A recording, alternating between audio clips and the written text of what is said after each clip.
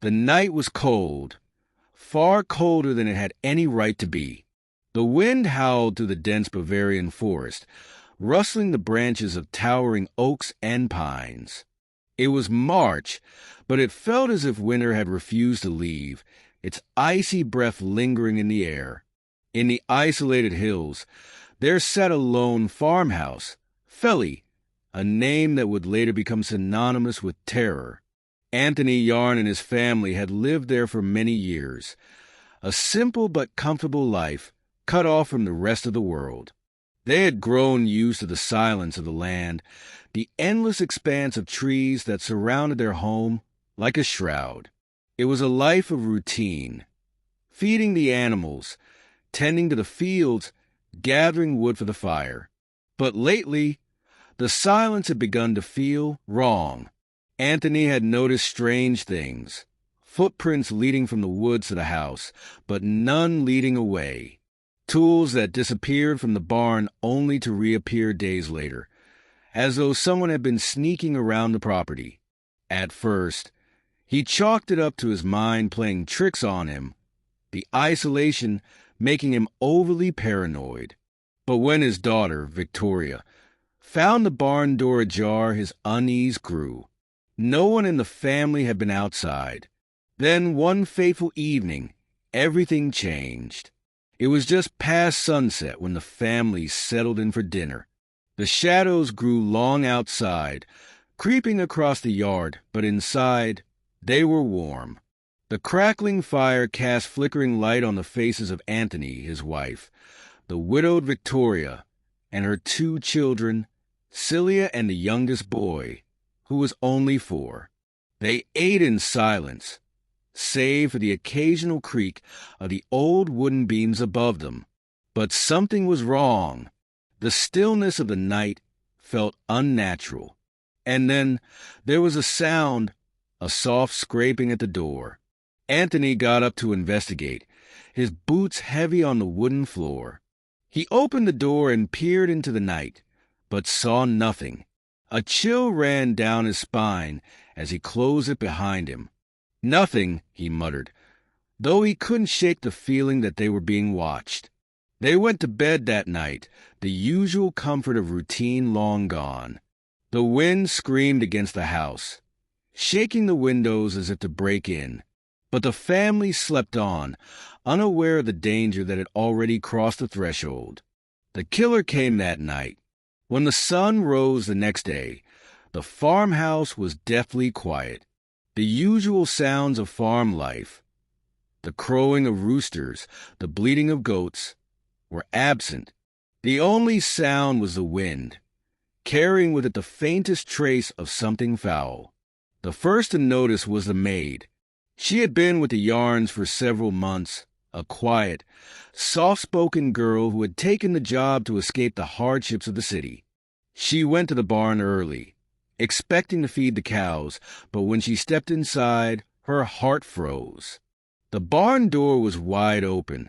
She stepped inside cautiously, the floorboards creaking under her weight. But the animals were calm, as if nothing had happened. The maid took a few steps forward when something caught her eye: blood. The floor was stained, and it led to a corner of the barn. She followed it, trembling, until she came across something that made her gasp. The body of Anthony Yarns lay there, his face a ghastly shade of pale. His eyes were wide open, staring at nothing. His throat had been slashed with brutal precision. Blood soaked his clothes, staining the straw beneath him. With a strangled cry, the maid backed away, horrified. She turned and ran toward the house, but as she reached the door, she hesitated. Something felt off. She pushed it open, stepping into the dark hallway, and it hit her. There was an eerie stillness inside the house, the kind of stillness that made your heart race. She went upstairs, finding the first of the family's bodies. Victoria Yarn, her throat also slashed, her face frozen in a look of terror. The blood had pooled around her, dark and thick. Her children, too, were found in similar states, their small bodies sprawled on the floor. The maid screamed, but her voice was swallowed by the vast emptiness of the house. As the days went by, the investigators came and the mystery deepened. No signs of forced entry, no struggle. The family had been killed in their sleep, each one slaughtered with the same weapon, a pickaxe that had been taken from the barn. The killer or killers had stayed in the house after the murders, feeding the animals, sleeping in the beds, as if the carnage had never happened. The smell of blood still lingered in the air when the authorities arrived.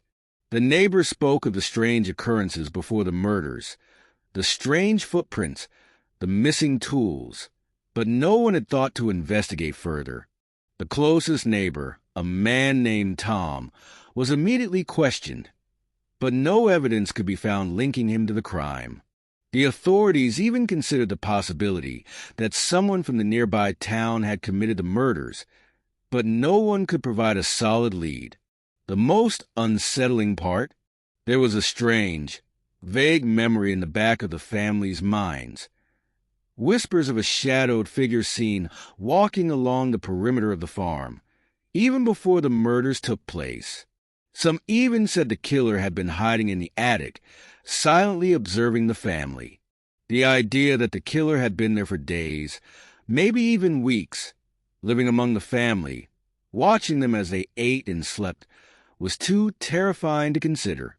The investigation dragged on for months, but eventually it all came to a chilling standstill. No one could figure out who had done it, or why. The farm, now cursed by its grim history, was abandoned. The eerie, unanswered questions of the Felly murders remained in the shadows, haunting the land. Whispers of strange figures and ghostly presences surrounding the house lingered for decades. The story of the Y. Arn family would remain, forever etched in history as one of the darkest unsolved mysteries in Pipey. And to this day, no one dares to step foot near Felly. The house, long decayed, stands silent, waiting for something or someone to return.